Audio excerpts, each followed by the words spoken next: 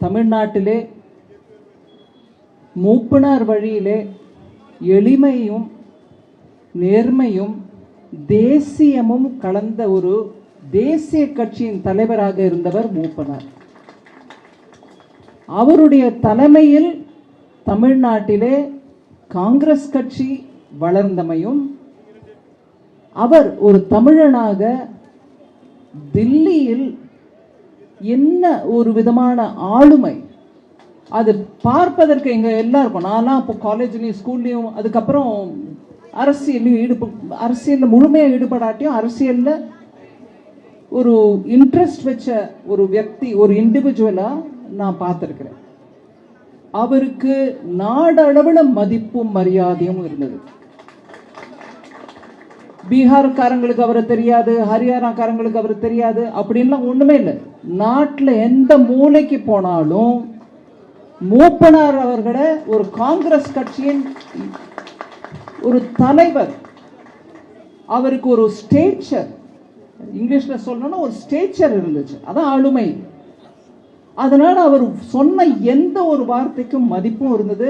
அந்த வார்த்தையை எடுத்துக்கிட்டு எல்லாரும் ஒருங்கிணைச்சு செயல்பட்டவங்க. அந்த மாதிரி ஒரு ஆளுமை உள்ள மூப்பனார் தமிழ்நாட்டுக்கே பெருமை சேர்க்கும் அளவில் பிரதம மந்திரியாக ஆக வேண்டிய ஒரு சந்தர்ப்பம் உருவாச்சு.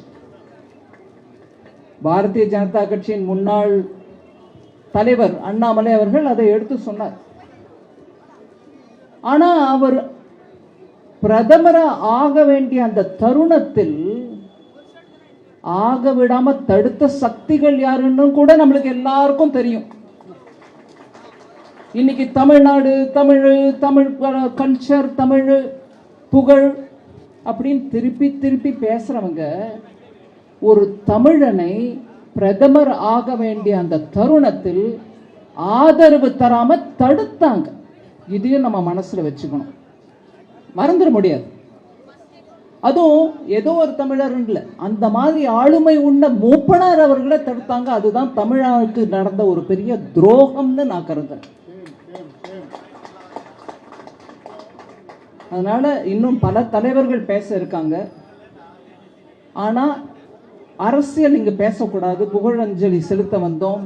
அந்த மாதிரி ஒரு பெரிய தலைவரை பற்றி நல்லது, அவரிடம் நம்ம கற்றுக்கொள்ள வேண்டிய குணங்கள் என்ன இருந்தது அப்படின்றத பத்தி பேச வேண்டிய இந்த தருணத்துல ஒரு சின்ன அரசியல் பேசுறேன்னு தப்பா நினைச்சுக்காதீங்க.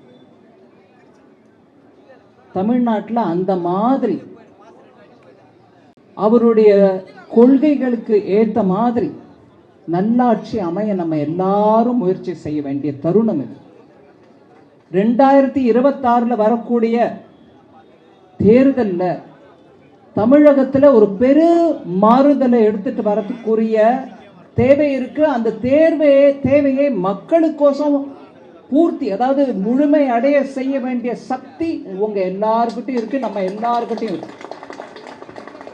ஒன்றிணைந்து அந்த முயற்சியை இந்த கூட்டணி மூலமா நம்ம எடுத்துட்டு போக வேண்டிய கடமை தமிழ் மக்களுக்கோசம் நம்ம கிட்ட தான் இருக்கு. தமிழ் மக்கள் கேட்குறாங்க, நல்லாட்சி கொடுங்க, ட்ரக்ஸ் எங்களுக்கு வேண்டாம், சாராயம் தண்ணியோட கேடுகட்ட நிலையில பரவுது, ஒரு குடும்பம் பழிச்சுக்கிட்டு இருக்கு, தமிழ் மக்களுக்கு அதனால ஒரு ஆதரவும் இல்லை அப்படிங்கிற அந்த நிலைமை வந்த போது மக்கள் எல்லாருக்கும் தொண்டாட்டுவது நம் கடமை. அதனால நான் உங்க எல்லாருக்கும் சிரம் தாழ்த்தி கை கூப்பி கேட்கறது என்னன்னா, இந்த கூட்டணியை நல்லபடியா நடத்தணும். இந்த கூட்டணியின் மூலமாக மக்களுக்கு நம்ம செய்ய வேண்டிய அந்த தொண்டை ஆற்றணும். இதுல சின்ன சின்ன உட்பூசல்களை பத்தி நம்ம பெரிய கவலைப்பட வேண்டாம். முதிர்ச்சி அடைந்த பக்குவமாக இருக்கக்கூடிய ஒவ்வொரு தலைவரும் இங்க இருக்காங்க. எல்லாரும் சேர்ந்து மக்களுக்கு இந்த தொண்டு ஆற்றுவது எங்களுக்கு ஒரு பெரிய ஒரு கன்விக்ஷன். அதாவது நாங்கள் கட்டுப்பாடுடன் அந்த நோக்கத்துக்கோசம் உழைக்கிறவங்க. அதனால் நம்ம எல்லாரும் ஒத்துமையாக இருந்து, இதற்கு முன்னே பேசிட்டு கொஞ்சம் அவங்க கட்சியின் மீட்டிங் இருக்குன்னு கிளம்பி சென்ற எடப்பாடியார் நல்ல விஷயத்தை எடுத்து சொன்னாங்க. அதனால நல்ல ஆட்சி அமையணும், எல்லாரும் ஒத்துமையை உழைக்கணும். அதே நம்ம மக்கள் தலைவர் மூப்பனாருக்கு செலுத்தும் பெரும் அஞ்சலி. செய்திகளை உடனுக்குடனும் துல்லியமாகவும் தெரிந்து கொள்ள சப்ஸ்கிரைப் பண்ணுங்க.